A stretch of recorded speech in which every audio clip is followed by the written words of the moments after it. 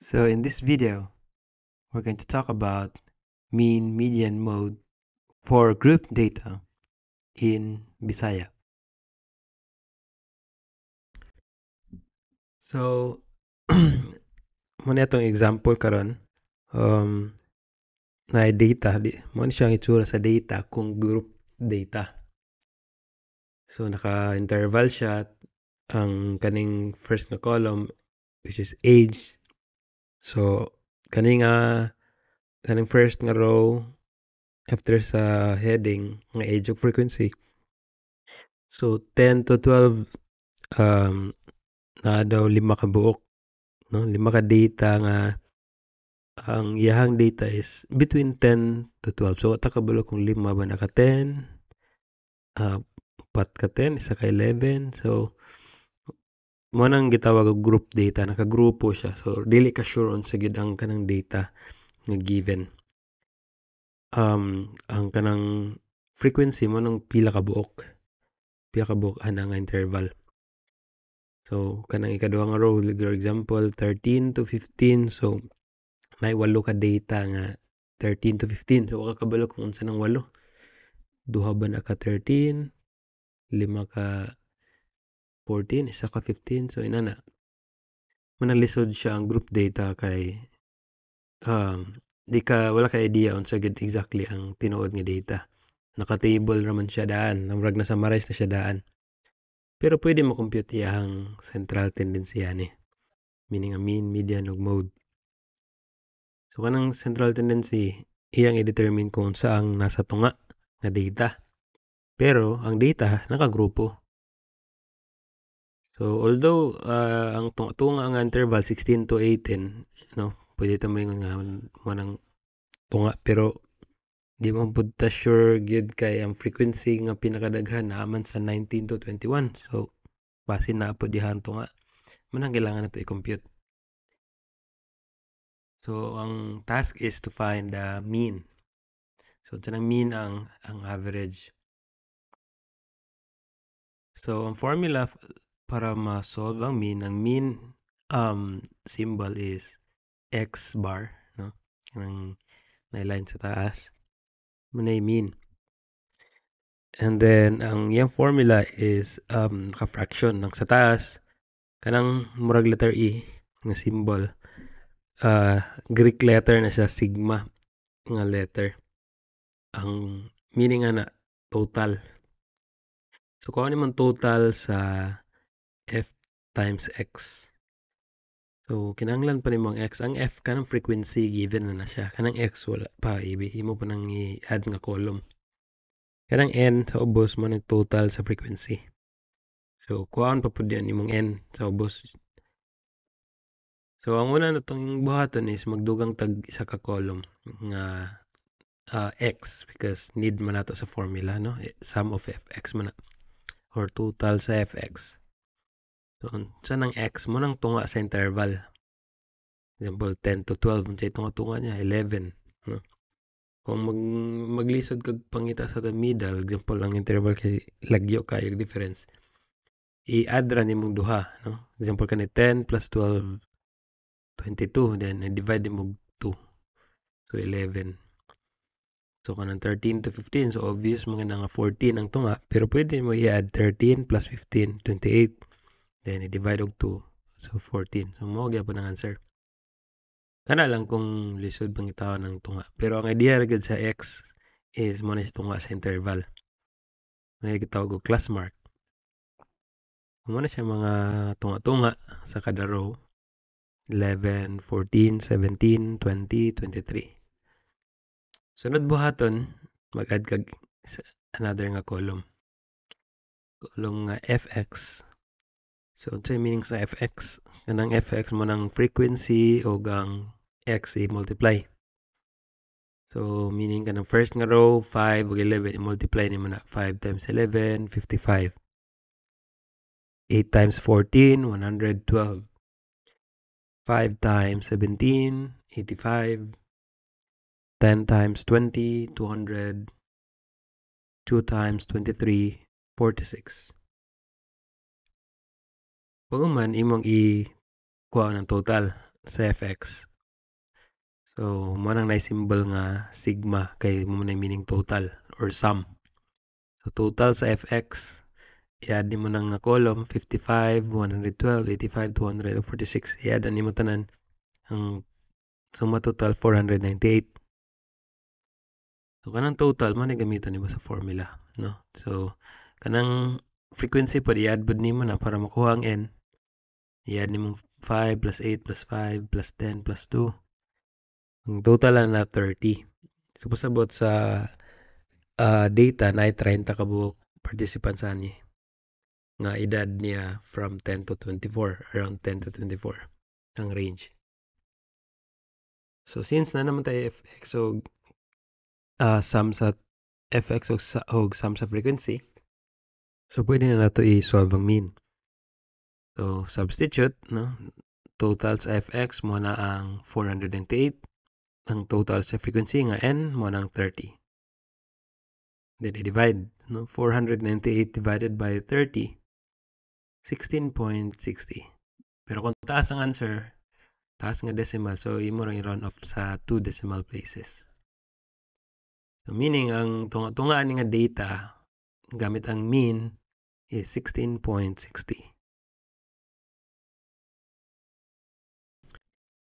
So karon, the same nga data, ang gamitan na po nato is ang median, no? So ang pag-solve kung median na po ang formula nga gamiton. So median mo ning symbol x and then wiggle sa top. Na sa formula nga L, no?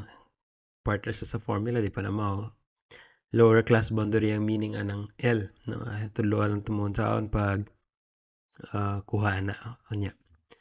Plus, and then parenthesis, n over 2, no? Half sa total frequency.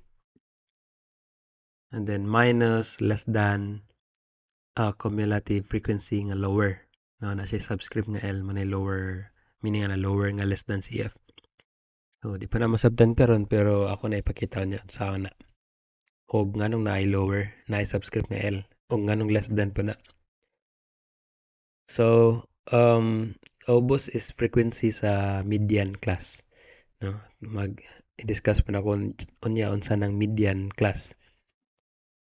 O class size, kanang ay mo na class size or interval niya, yung size sa interval.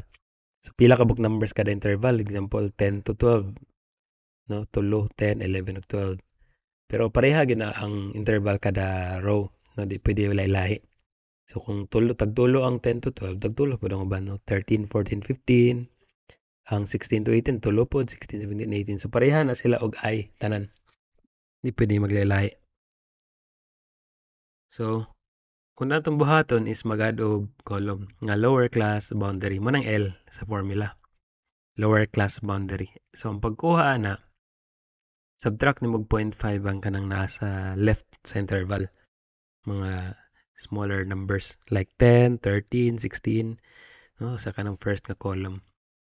So 10 minus 0.5 is 9.5, no.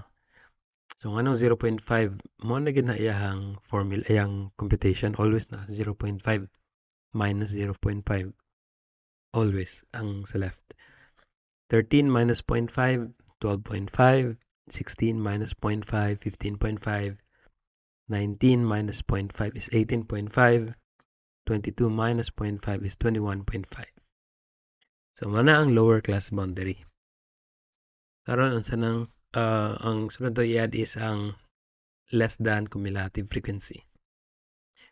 So, cumulative frequency mo na siya ang pagsumpay-sumpay sa mga frequency. No? So, cumulative siya. Ang less than ng tawag siya kay nagsugod mi siya sa pinakagamay nga interval nga 10 to 12. Napoy greater CF, greater than nga cumulative frequency. Kato nagsugod to sa pinakadako nga interval. So, ang buhatan ani kopyahan nimo una nga frequency which is 5. Piyahon lang nimo. Then i-add nimo sa sunod nga frequency. Sumpay ni sila. 5 plus 8, 13. Sunod 13 plus 5, 18. 18 plus 10, 28. And then 28 plus 2, 30. So 30 ang total nga frequency.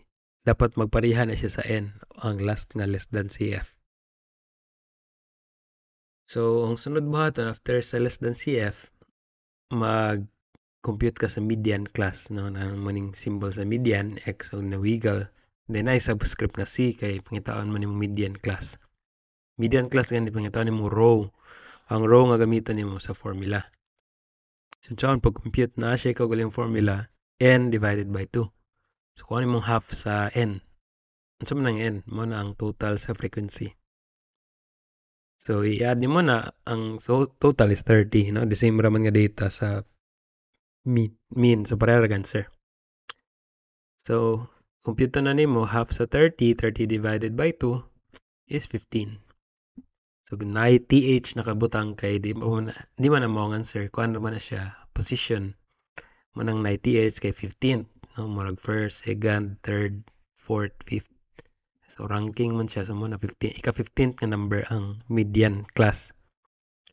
So asa man na pangitaon ang median class unsa say gamitan ng 15.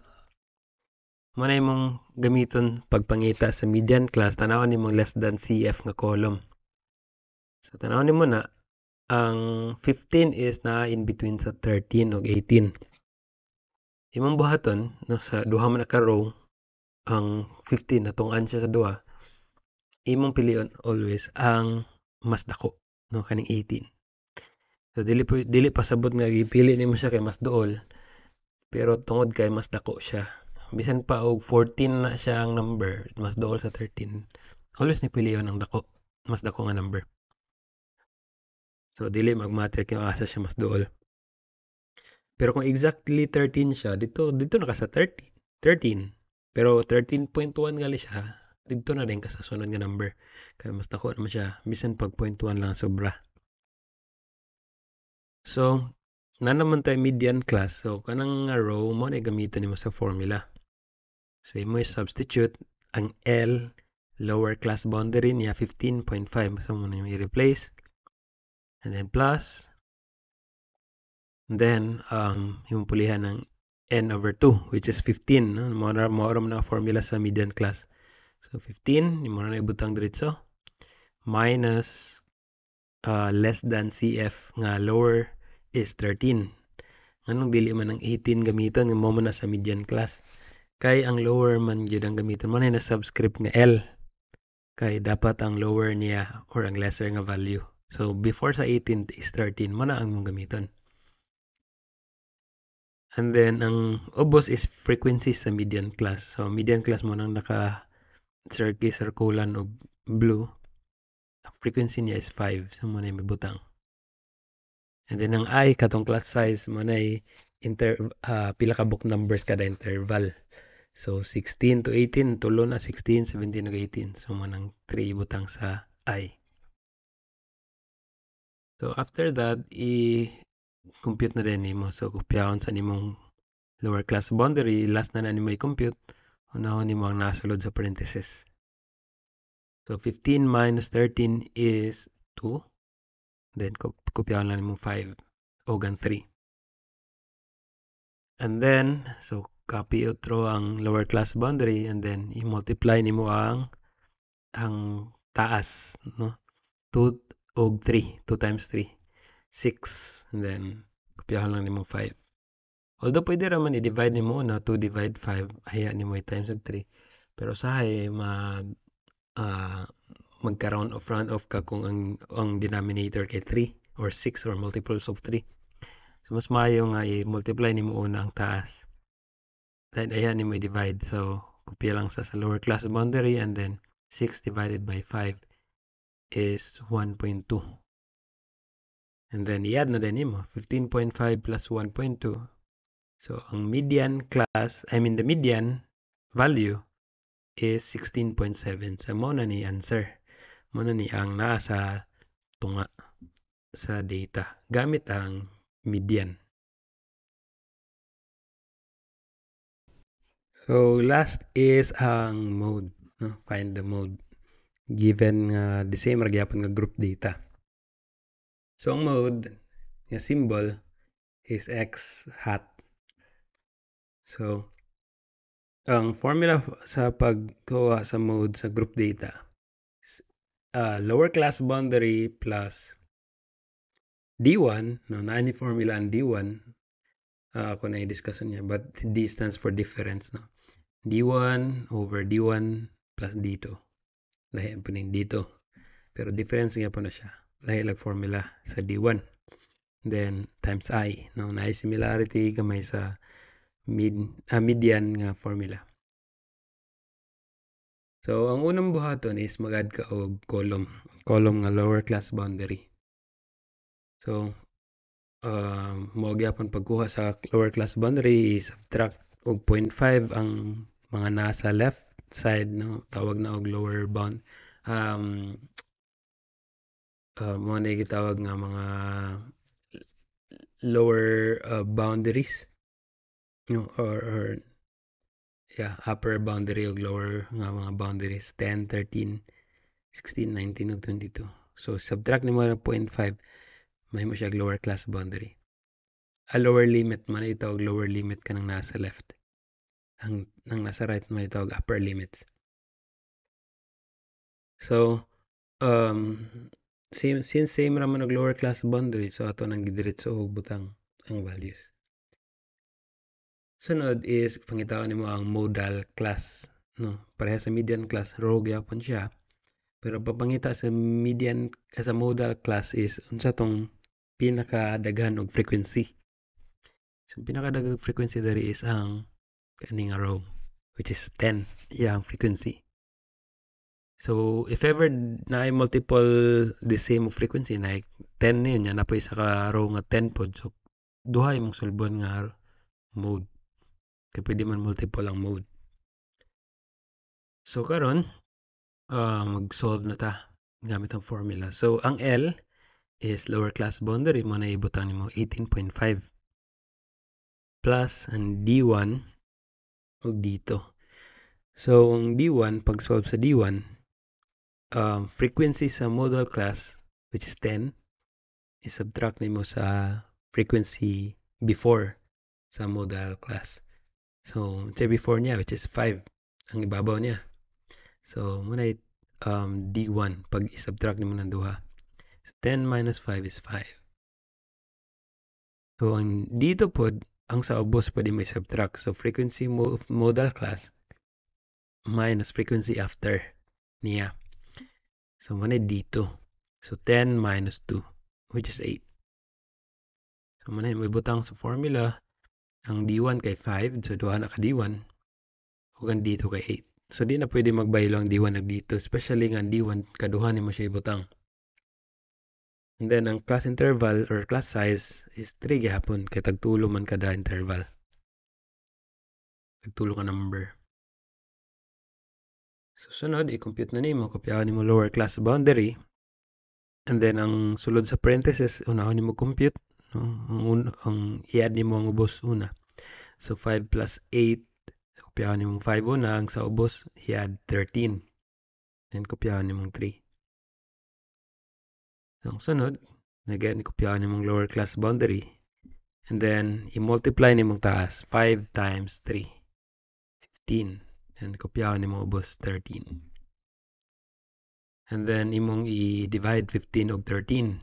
So since mo round off man ta kay long man nga answer, decimal siya. So kanang 15 over 13 divide nimo ang answer, round off ta og 2 decimal places mo may mong 1.15. No? So ang lower class boundary kopya lang na 18.5. Then i-add nimo ang duha para makuha ang answer. So ang mode is approximately equal to, no? So nagamit ang approximately equal to kay nag-round off man ta. So 19.65 man ang total sa 18.5 ug 1.15.